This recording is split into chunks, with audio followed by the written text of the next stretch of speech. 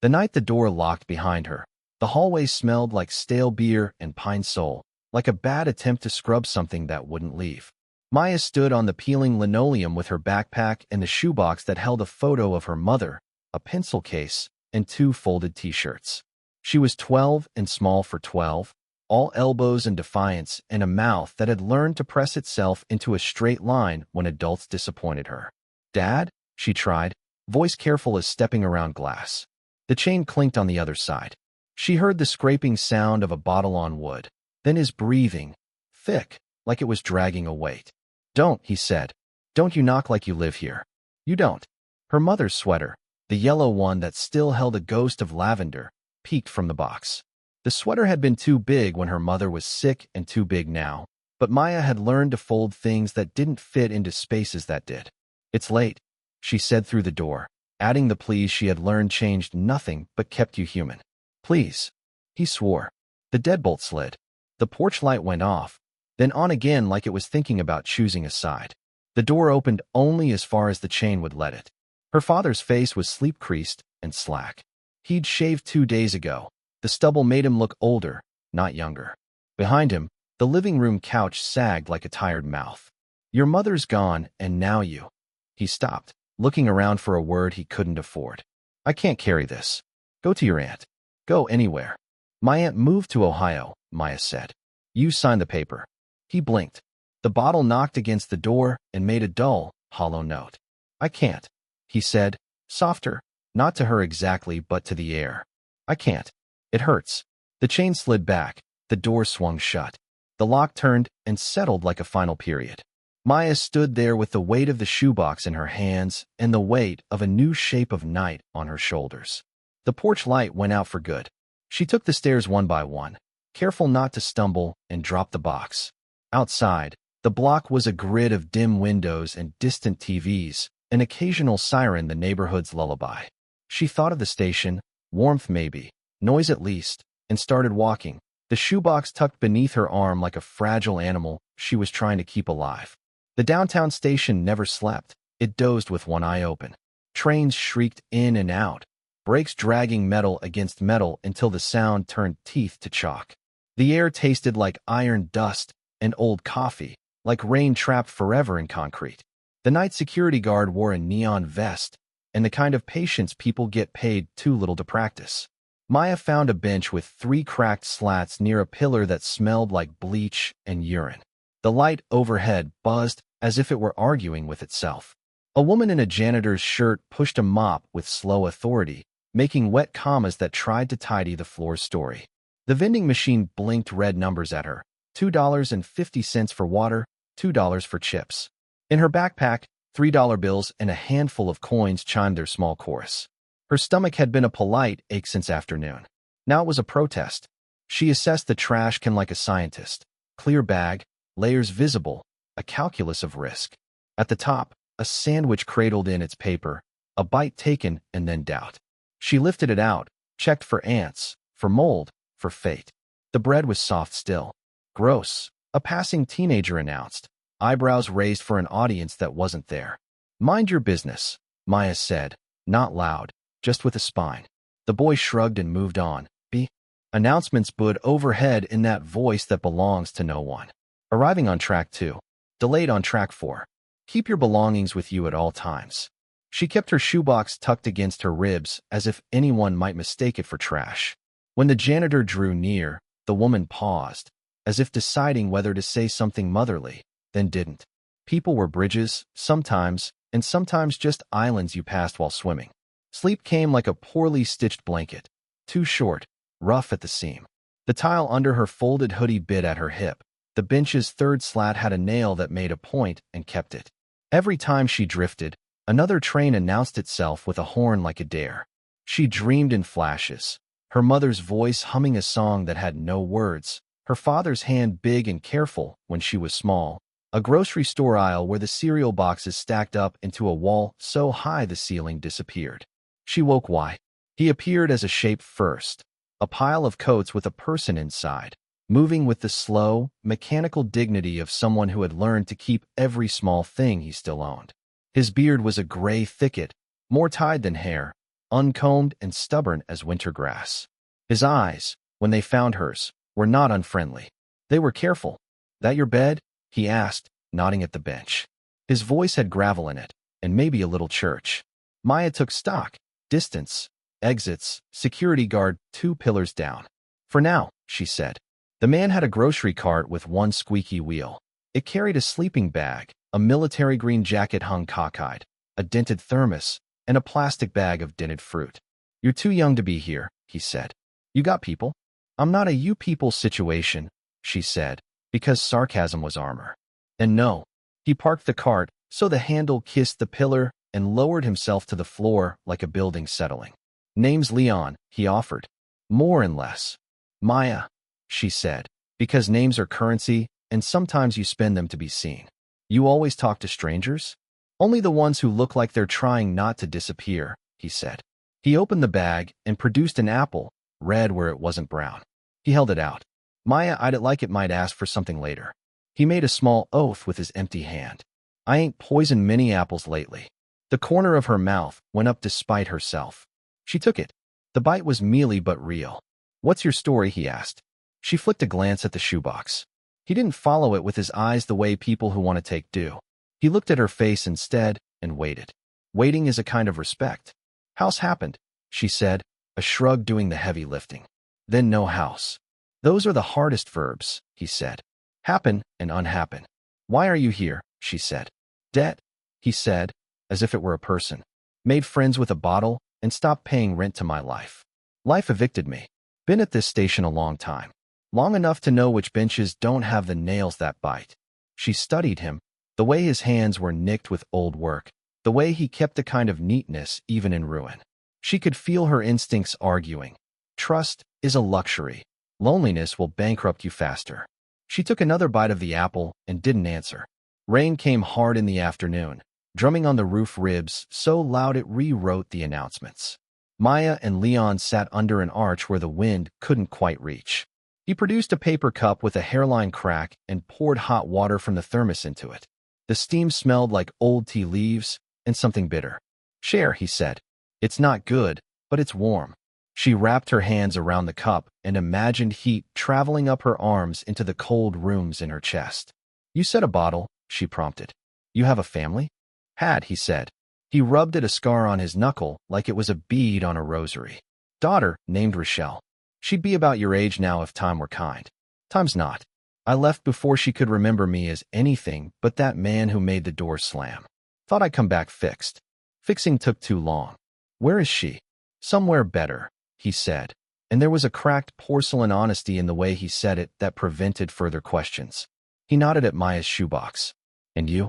"My mom died," she said, words like stones she hadn't wanted to throw. "Cancer. The kind that makes you learn the names of pills you shouldn't have to know. My dad, he used to be good. Not perfect, but he made pancakes on Saturdays like a ritual. After she died, he drowned. But there wasn't water." Leon's eyes gathered the story gently. "You got any adults at school who see you? A counselor? A teacher who actually notices when a kid stops turning in work?" "I turned in everything," she said, suddenly defensive. "I did all my math, even when I slept on the bench. I'm not failing." "I didn't say failing," he said.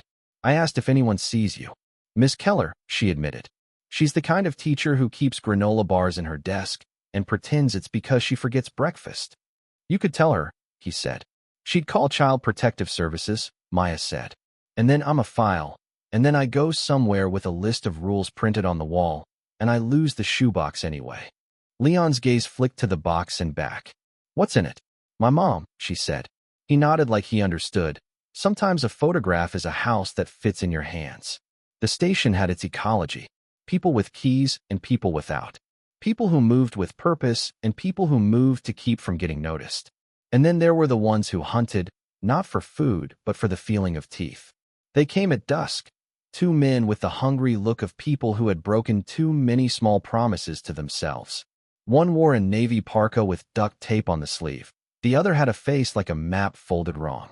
The parka man nodded at Maya. "What you got there, little bird?" His smile had subtraction in it. "Not yours," Maya said, her voice smaller than her intent. Leon stood, slow but certain, like a tree deciding to move. "Keep walking," he told them. Mapface laughed as if he'd heard a joke badly told. Old man, you can't guard the whole station. Don't need to, Leon said. Just this piece of it. The parka man took a step. Leon didn't. The security guard 2 pillars away watched with a professional kind of disinterest, calculating whether this situation would become paperwork. Maya felt her heart slam around in her chest like it was trying to call for help. She shifted the shoebox behind her with a foot. Back off, Leon said, and there was something in his voice that carried the memory of other rooms, other standoffs. He didn't raise his fists, only squared his shoulders so the coats became a wall. The men weighed the math. 2 against 1. But the guard with the radio, but the cameras, but the possibility that this man had a kind of broken that could still hurt. Parka spat at the ground like punctuation. Ain't worth it, he decided. Mapface grinned a last time. See you around, little bird, and they moved on. The guard's gaze slid away, glad not to have an opinion. Maya exhaled in a trembling rush she hadn't meant to let show. Why did you? She began. Leon shrugged. Because someone should, he said. And because you remind me of a choice I made wrong a long time ago. She looked at him then, really looked, past the dirt and the layers and the beard to the way his mouth tightened when fear flashed and the way his eyes softened after. I can take care of myself, she said, half true. I know, he said. Let me help anyway. Hope is a dangerous staircase. It looks like a way up and it creaks like a warning. After 3 days at the station, after 2 apples and a cracked cup of tea and a night where the rain moved sideways, Maya walked back to her street. Leon went with her as far as the corner, then stopped, hands in his coat like he was saving the last warmth. You want me to come? He asked. No, she said. If he sees you, he'll make it a reason. The house looked different in daylight, smaller, as if shame had shrunk it. She climbed the porch steps and knocked. Inside, the scrape of a chair, the thud of a bottle set down, silence like something holding its breath. Dad, she called. It's me. The door opened 2 inches. One bloodshot eye, then the other. He smelled like yeast and regret. I need to come home, she said. I can be quiet. I can. I'll do the grocery runs aisle. He stared at the strip of floor between them. You look like your mother when you're stubborn, he said, and the sentence was almost kind until it wasn't. I can't do it. It's like looking at a ghost that wants dinner. I can cook, she said, ridiculous, as if the promise of spaghetti could negotiate with grief. His hand found the edge of the door. Don't, he said, and shut it. The porch light was off. It hadn't been on since. She stood there until the shape of his shadow left the hallway, until the sound of the TV filled the space where their life had been. Then she walked back to the corner where Leon waited like a landmark you don't expect to be there and are grateful to find. He didn't ask. She shook her head once and made her mouth a straight line. Okay, he said. Then it's us. Us is temporary, she said. Everything is. Sure, he said. But temporary doesn't mean nothing. The wind found a seam in the station wall and threaded itself through like a needle pulling cold. Maya started coughing and couldn't stop. It was the kind of cough that scraped. Her skin felt too tight for her bones. The bench felt too hard for her back. Leon touched her forehead with the back of his hand, which surprised her, the careful, old-world gesture of it. Hot, he said. We need supplies. He moved with purpose she hadn't seen in him before. From somewhere, his cart, a stash in the janitor's closet, a friend with a heart not yet pawned. He produced a plastic pharmacy bag, generic ibuprofen, a bottle of water, a sleeve of saltines, a travel pack of tissues. He dampened a paper towel and laid it across her forehead with almost ceremonial gentleness. You're not allowed to quit, he said. Contract's binding. I didn't sign, she whispered. You're 12, he said. You get a guardian signature. I am currently volunteering. Even sick, she laughed, a sound that made the cough argue with it. He lifted her just enough to sip water. Small sips, he said, as if he'd said it to a smaller girl once, in a different kitchen with a clean table and a light over the sink that made a circle of safety. The fever made the station kaleidoscope. Footsteps became animals, voices became weather. In her half-dreams, she saw her mother sitting beside her, the yellow sweater's sleeve brushing Maya's temple. Sleep, her mother said, and Maya tried to obey. Each time she startled awake, Leon was there, adjusting the paper towel, murmuring a nonsense lullaby, telling a joke so bad it couldn't be anything but love disguised. At dawn, the fever broke like a plate. Sweat cooled on her skin. The cough softened from claws to dull nails. Leon fell asleep sitting up, head against the pillar, mouth open, a fatigue so complete it looked like surrender. Maya watched him and thought of all the people who had walked by both of them and not seen two lives doing something brave with almost nothing. "Thank you," she said to the air, unsure whether she meant him, the morning, or the fact that she was still here. Kindness does not arrive often, and when it does, it rarely introduces itself. The woman in the red coat appeared mid-morning with a paper bag and the kind of smile that didn't make you feel indebted. "Hi," she said. "I see you here sometimes. I brought soup. It's from the cafe across the street. They put extra bread when I told them." She set the bag down like it might break. "I'm Elena." Maya sat up, embarrassed by the smell that rose off her hoodie, by the knowledge that her hair hadn't seen real shampoo in days. "Thank you," she said, the words both too small and exactly right.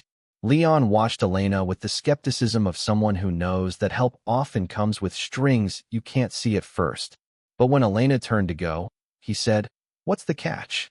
"No catch," she said. "There's a shelter 3 blocks over. Family beds sometimes open in the afternoon.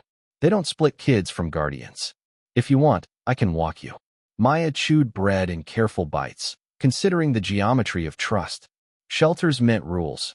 Rules meant forms. Forms meant the shoebox getting inventoried and lost. "We'll think about it," she said. Elena nodded like that was an acceptable answer. "Tomorrow," she said, "I'll be back at 11. If you're here and you want to try, I'll take you. If you're not, I'll mind my business." She left a note with an address and a crisp $5 bill underneath the soup container. Leon lifted it like it might bite. "Sometimes the world surprises you," he admitted, grudging and grateful at once. That afternoon, Maya took the 5 to the drugstore and bought shampoo and a comb. In the station bathroom, cold, echoing, the hand dryer stuck on a wheeze, she washed her hair in the sink, grimacing at the way the water ran gray first, then clear. It wasn't dignity, exactly, but it rhymed. She returned to the bench and Leon gave an approving grunt that landed like a medal. The men came back. Trouble has a good memory. It was late. The guard was at the far end of the platform using his phone, the way guards do when they need to practice not seeing. Mapface grabbed the shoebox first, quick as a magician stealing a watch. "Let's see what little bird keeps under her wing," he said. Maya lunged, hands clawing air. Leon moved faster than his joints had promised, blocking Parka with his body. The cart toppled. The thermos rolled, ringing against concrete. "Give it back," Maya said, and the sound in her voice made even Parka hesitate, rage pure enough to be a blade. Mapface smiled with all the wrong teeth and lifted the lid. Paper. A photograph. A dried lavender sprig taped to the back. "Ain't worth nothing," he declared, and the nothing was worse than theft. He threw the photo, her mother in the yellow sweater, eyes soft in afternoon sun, toward the tracks. Maya dove. The edge of the platform met her ribs like a punch. The photo fluttered, caught a tiny wind, landed just shy of the rail. Fingers reached from behind. Leon's hand, shaking but steadying her waist so she didn't fall. Parka swung. Leon blocked and took the blow on his shoulder with an old fighter's economy. "Run!" Leon shouted, which is what heroes say because they have already decided what they will pay. "No," Maya said, because she had only just learned to say we. Leon turned into the hit and drove Parka backward with the weight of all his bad years. Mapface cursed and scrambled to snatch the shoebox again, but Maya had it, clutching it to her chest the way you hold a child in a storm. The guard's radio finally cracked like thunder. Footsteps pounded. Mapface ran. Parka twisted free. For a moment it was only Leon, bent and breathing hard, and Maya, shaking with an anger that refused to become fear. Blood dripped from Leon's lip, bright as a warning. He laughed, which came out like a cough. "Still got it," he said, then sat down very carefully on the floor, as if he'd just remembered gravity was a thing and had decided to honor it. Police lights painted the concrete in slow blues and impatient reds. Statements were taken and recorded in the flat language institutions prefer. Elena arrived as if summoned by a string Maya hadn't known she'd tied to the woman. She brought a clean towel that smelled like someone's laundry room and a bottle of Real orange juice. "You okay?" Elena asked Maya first, which is how you know a person has listened to their own heart at least once. Leon declined the ambulance twice and then, after one wobble too many, accepted. Before they loaded him, he tugged Maya's sleeve. "I got a bed when I come back?" he asked, trying for a joke and almost making one. Maya nodded. "I saved you a nail-free bench," she said, and the smile they shared was uglier and truer than any she'd worn in months. At 11 the next morning, Elena met Maya at the station entrance as promised. Leon was still at county, stitches, a bruised rib, a lecture about blood pressure he'd pretend he hadn't heard. But he had told the nurse to tell the girl with the shoebox he'd catch up. Maya held the note with the shelter's address until the ink warmed to her palm. "You can't take the box," she said, throat tight. "They'll let you keep it," Elena said. "I know the intake worker. We'll make sure." Shelter air had its own smell. Detergent, canned beans, disinfectant, hope and humiliation oddly married. The intake worker, a man with kind hands and bureaucratic fatigue, took down Maya's name and her history with a pencil that needed sharpening. "You been in school?" he asked. "Yes," Maya said, chin up. "I have a math test Thursday." He smiled and wrote faster. They gave her a bunk with a curtain you could pull and call it a room, and a locker the size of a dream you could defend. The shoebox fit. That night, under a clean sheet, Maya cried so quietly the pillow barely noticed. She cried for the house that wasn't hers, for the father she had loved in past tense, for the station that had tried to be a home and had done its best. She cried for Leon, for his lip and his rib, and for the way he had said still got it like he was trying to convince the part of himself that wanted to quit. In the morning, she woke before the bell and did her math homework on the locker's lid. The numbers lined up like small soldiers, something to command when the rest of the world refused orders. Elena came with a backpack that didn't smell like mildew and a list of free clinics in case Leon decided to do something as radical as survive.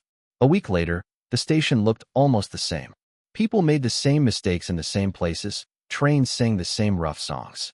Leon, thinner and stitched, appeared at the top of the stairs like a veteran returning to a battlefield that had become a memory.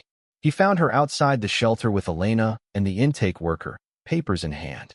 For a second, the old fear, a flinch, ran through his eyes, the one that says, "People leave when you need them." Then Maya stepped forward and wrapped her arms around